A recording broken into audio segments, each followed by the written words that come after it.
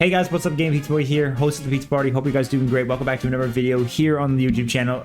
I hope you're all having a wonderful time and you're all enjoyed your Independence Day yesterday. Hope you all had a great time with that for sure. I'm back ready for some more fun action of DBD. Been a while since I've done any kind of videos for it and other related stuff for a bit. I'm working on currently on another video that I've been editing for some time now, but I'm going to be getting to it very soon. So get ready for when I do upload it. But today I just wanted to make this quick little video to kind of talk about some big news right now to get you guys hyped right now, because the PTB for Nicolas Cage has just dropped. Yep, just dropped right now. So I got just to play a few games with it myself right now to try out his new perk. It's really exciting. I want to kind of go over real quick right now and give you guys every bit of detail you guys can expect, and then I want to give my thoughts on it based on the gameplay I've enjoyed. So let's get right into it. But before we get over though, if you enjoyed the video, like down below if you enjoy it.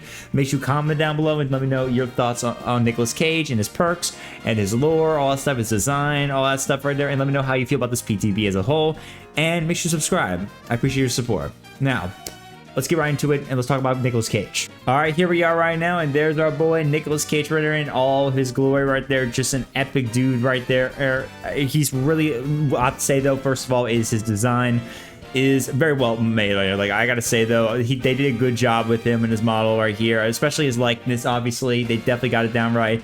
We could see a lot of like dirt and stuff like that, as if he'd been to a ruckus a little bit before. He's wearing this nice stylish like clothing right here, as you can see, and everything like that. He's got a gold watch right there.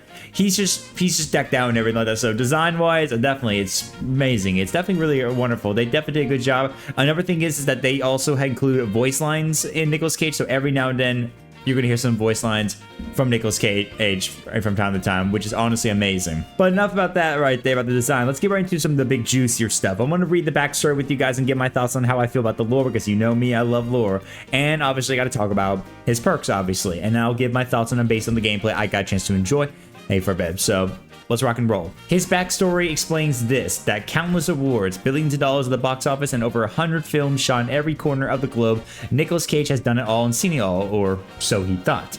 The last script across his deck was something new entirely: Descend Beyond. As he pored over every word, every page, Nick became more and more transfixed. It was as if the script had consumed his senses entirely.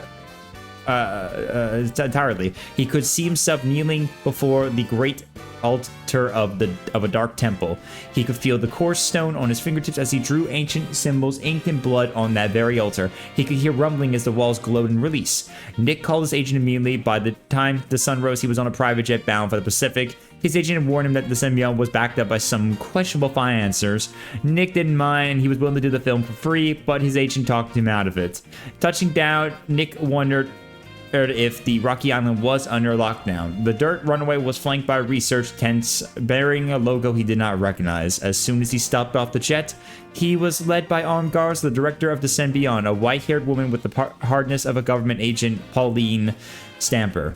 Stamper herself drove Nick to set with another two black jeeps following them. The dirt road went through an abandoned camp along the edge of a waterfall and switched back down to a valley of dense forest. Stamper led Nick and the guards on foot to the film's key location, an ominous cave home to the crumbling ruins of an ancient temple.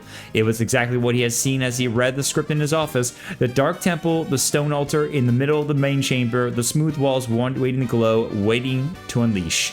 Nick was ready to film immediately. Stamper gently reminding him that filming would commence the following morning, but Nick refused to hear any of it. The crew was quickly summoned, and just as the sun began to set, Nick heard the words that he longed to hear: action. Nick performed his dialogue to the letter, a dark incantation that rolled off his tongue with ease. He dipped his fingers in a cup of red ink and painted symbols on the stone altar. He never felt this way on a set before, but then Nick looked up and saw the temple walls glowing, revealing symbols like the one he had painted on the altar. Nick had thought the glowing would be a special effect added to the film in post. Something was wrong. He approached the wall and touched the symbols, just like it said in the script. He stared in disbelief as black fog, real black fog, billowed from the symbols and wrapped around his arm. This had to be a practical joke. He looked behind the camera expecting to see Stamper and her crew laughing at their little prank. But they were gone, and the black fog was all around him. This can't be real.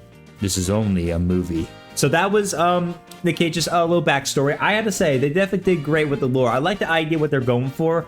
involving him basically just getting some kind of new gig for a movie that seems suspicious, but he decided to just take it anyway, for his own, enjoyment of obviously being acting in many movies, including horror movies, obviously. And because of this, he took that role for this very mysterious, dark film that he didn't realize that was actually part of a ritual that was going to get him involved with the entity. And thus, since he did it, now he's in the realm. He is now in there, and now he's survived with many threats that are completely real and not just simply just a bunch of movie actors and other stunts and special effects. They're all real, which is pretty cool right there. So I like what they did with the story. I think it's fantastic. I do like it. I really enjoyed it. I hope for the best if we get to like a tome and they decide to do some more lore-related stuff to expand that more. I want to see what happens next. Maybe see a little more backstory with Nicolas Cage before leading up to this moment when he gets caught by the entity. So that's pretty cool indeed, really neat. And of course, we can't forget about obviously doing his perks. Obviously, as you know, every new survivor comes with 3 new perks. So let's go over them, and I will give you my thoughts on each and every one of them since I got a chance to play the games right now. So let's get right into it. So first perk is dramaturgy. Sorry if I butchered that right there. I don't know. It's kind of hard to butcher it. When people bring you onto their project, they do so because of the unexpected magic you bring to your performance. Dramaturgy activates while you are healthy. While running, press the activability button to run with knees high for 0.5 seconds and then gain a 25 haste effect for 2 seconds, followed by another unknown effect at random, which will become exposed for 12 seconds, gain 25% haste status effect for 2 seconds, you scream but nothing happens, or gain a random item, a rarity, and with random add-ons, and drop any health item you currently have. This same effect cannot happen twice in a row. And dramaturgy has an exhaustion, it gives you to you for 40 seconds, and you can't be exhausted to use it. So basically, it's like almost like an exhaustion perk, but doesn't really just focus on just simply giving the haste stats effect to speed you up.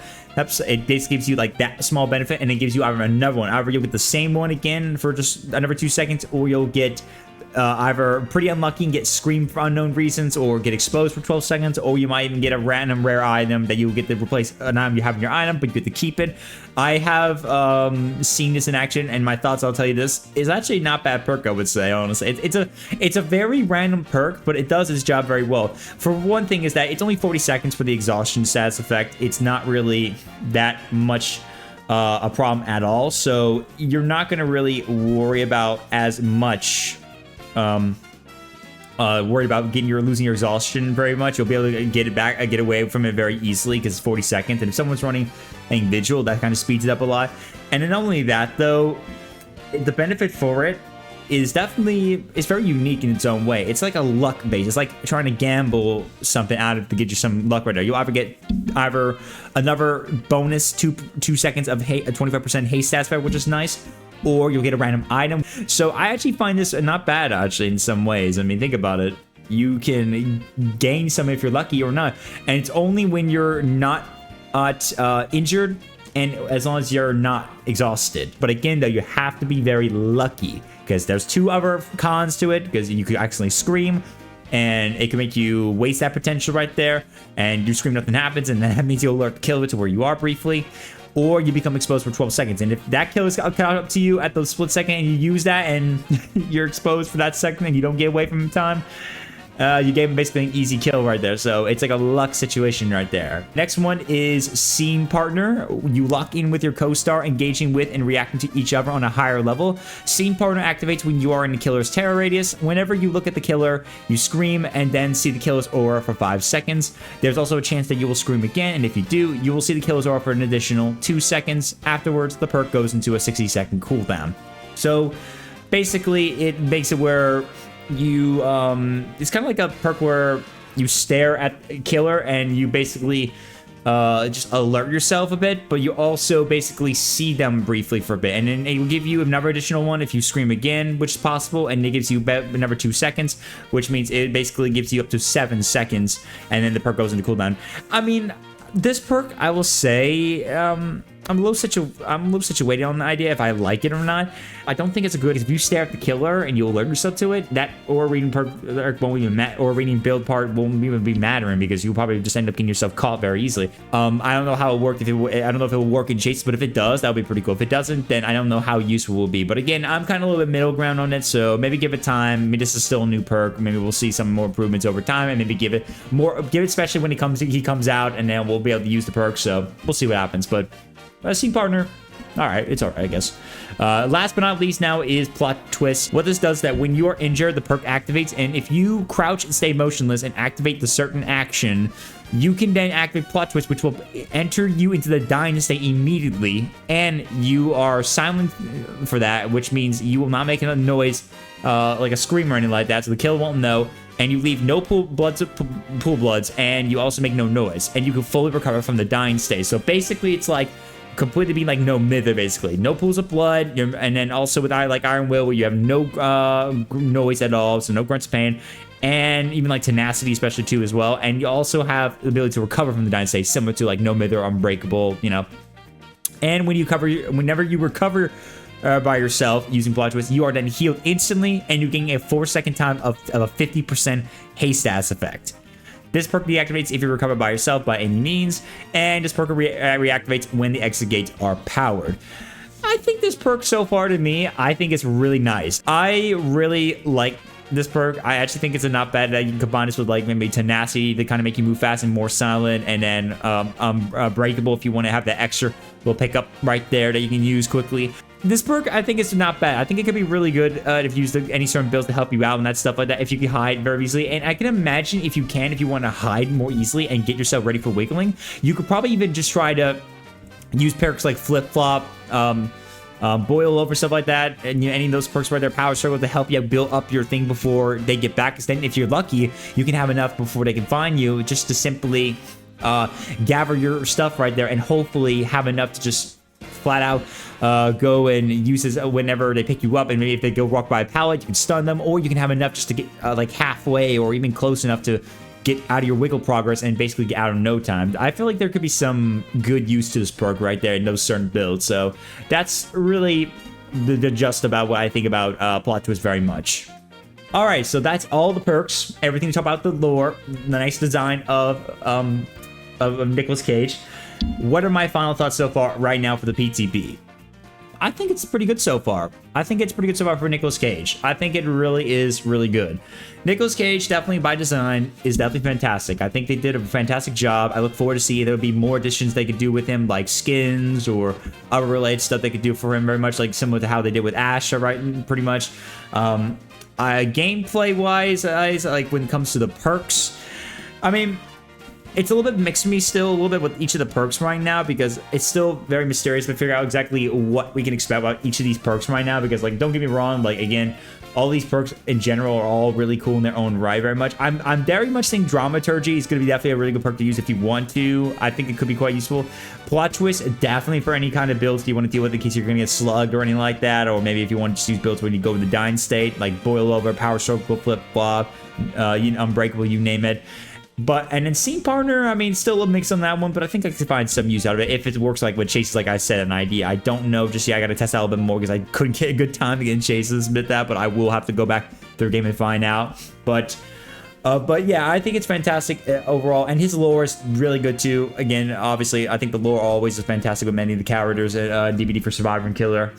So yeah, I'm really I really enjoyed this. It's really amazing. I definitely think this is a wonderful start of a brand new Survivor being added, and especially a big popular like celebrity like Nicolas Cage. And who knows, we might even see other popular celebrities down the line that might become survivors if they want to make a deal with DBD behavior. Who knows? Anything's possible. Let me know in the comments below if you guys have any ideas for celebrities you want to see for sure, maybe be added to DBD. But anyway, guys, with that being said, that is going to be it for the video. Of course, I had a great time. I'm testing him out lately right now today for the PTB, and I really enjoy so far his perks, his gameplay with it, the lore, and even just his design wise. I think it's gonna be really nice to his scene being an addition, which I think he comes out on the 25th of this month. I think it is. I can't remember. Or maybe someone can let me know, or I could look it up basically later on, of course. But I hope you guys enjoyed this video. I really had a great time talking about Nicolas Cage. It was honestly really enjoyable to test him out a little bit. He was pretty hilarious to kind of enjoy, and I think it was pretty neat. I think it was a pretty neat thing to talk about, very much sure. And I'm excited to see what the future of content holds for DBD, especially with this kind of stuff happening. So anytime, anything's possible. But anyway, with that being said, guys, thank you guys so much for watching. I'm your host, Game Pizza Boy, host of the Pizza Party. I'll see you guys next time. Keep on partying, and talk to you guys later. Peace.